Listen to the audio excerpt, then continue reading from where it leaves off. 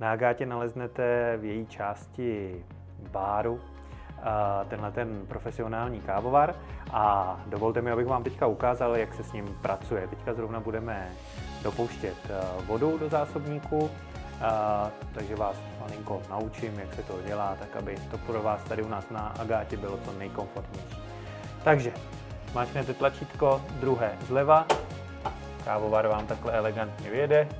Tady nahoře máte nádrž na vodu, velmi snadno ji vytáhnete, takhle si to položíte, vodu budete mít předem připravenou, nalijete do zásobníku, dáte zpátky,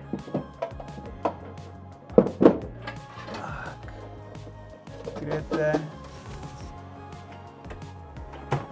zasunete a můžete se pustit do kvalitní kávy. Pojďme se podívat, jak ovládat kávovar na chalupě Agáta. Je to jednoduché. Kávovar zapneme tlačítkem on-off.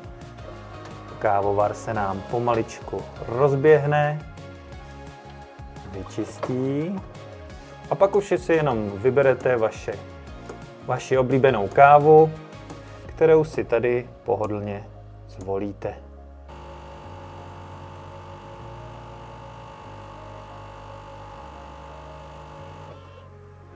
I takovouhle kávu si u nás na Agátě můžete vychutnat.